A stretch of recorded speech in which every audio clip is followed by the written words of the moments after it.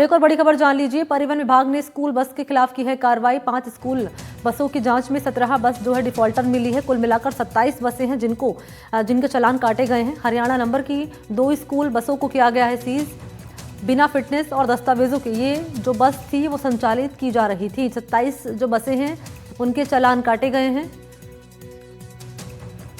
और 5 school bus हैं जो जांच में मिली हैं। 5 स्कूलों की जो बस हैं वो डिफॉल्टर मिले। कुल मिलाकर 17 बस हैं। कार्रवाई के दौरान 27 बसों के चालान काटे गए। 17 मिली हैं डिफॉल्टर और 27 बसों के काटे गए हैं चालान।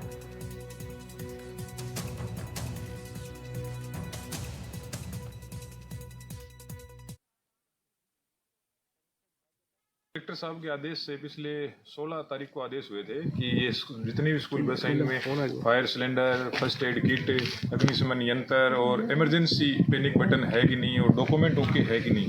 तो इसके रिगार्डिंग ये हम चेक कर रहे थे। आज 5 स्कूल बसों को चेक किया है। 5 स्कूलों को चेक किया जिनमें 17 बसें डिफॉल्टर मिली।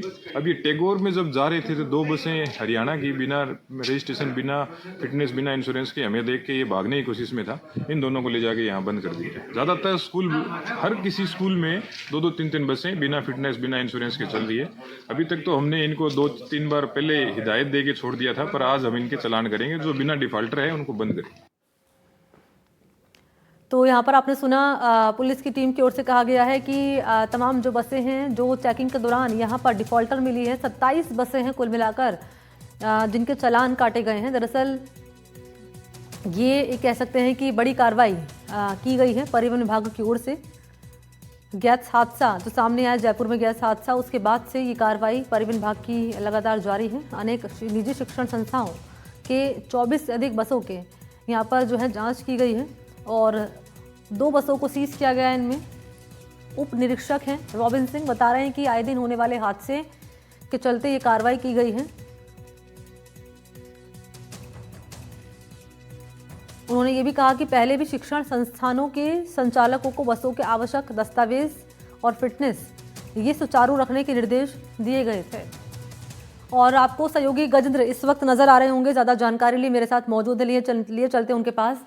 गजेंद्र, बड़ा एक्शन सामने आया परिवहन विभाग का। जयपुर हादसे से सबक लेने के बाद फिटनेस में जो है खामियां पाई गई हैं, तमाम डॉक्यूमेंट्स नहीं थे बस संचालकों के पास, और उसके बाद ये बड़ा एक्शन परिवहन विभाग का।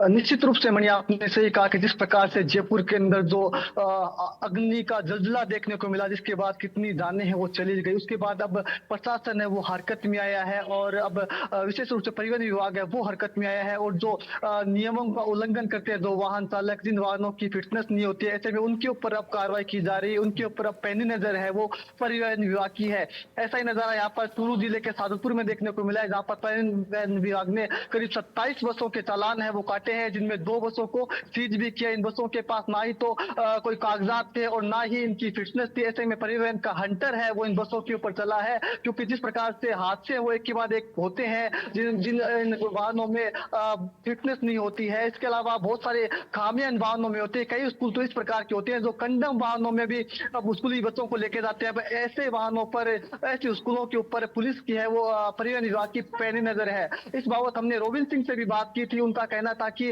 अधिकांश स्कूलों की स्थिति ये है कि हर स्कूल में 3 से 4 वाहन ऐसे हैं जो कंडम है या फिर जिनकी फिटनेस नहीं है, जिनके कागजात पूरे नहीं है। अब उनके खिलाफ है परिवहन विभाग वो कार्रवाई करेगा। जी मणि, विभाग कार्रवाई यहाँ पर करेगा। और संचालकों की ओर से क्या कहा गया है इस लापरवाही पर? देखिए, संचालकों की ओर से रिकॉर्ड ये जवाब होता है कि हमारे कागजात पूरे हैं या फिर पता नहीं था, इस प्रकार के बहानेबाजी है वो ये उसको संचालक है वो बनाते हैं। हालांकि पुलिस परिवहन विभाग की ओर से 4.5 लाख के करीब रुपयों का जुर्माना भी है जो संबंधित जो स्कूल है या जो बसों को सीज किया गया उनके ऊपर लगाया गया है। वही कहीं ना कहीं निश्चित रूप से बड़ा सवाल है कि आखिर जिन बसों में नौ निहाल जाते हैं, जिस बसों में स्कूली बच्चे जाते हैं, उनके कागजात पूरे नहीं है, उन वाहनों के दस्तावेज पूरे नहीं है, इसके अलावा उन वाहनों की फिटनेस सही है। तो ऐसे में सवाल तो उठता है, वाजिब सवाल है, क्योंकि हम आखिर कब तक हम ऐसे हादसे होने के बाद ही जगेंगे। ऐसे में परिवहन विभाग है वो अब कहीं ना कहीं सुस्त नजर आ रहा है, और इस प्रकार के जो वाहन उनके ऊपर अपनी पैनी नजर बनाए हुए है, और जिले भर के अंदर इस प्रकार के जो आरटीयू है वो अब जांच कर रहा है, स्कूलों की बसों की जांच कर रहा है, जो स्कूल बसों में जो स्कूल बसों की ना सब जांच कर ठीक है। की कार्रवाई भी अब करता हुआ दिखाई दे रहा है। जी शुक्रिया आपका गजेंद्र, तमाम जानकारी इस खबर पर देने के लिए आपका धन्यवाद।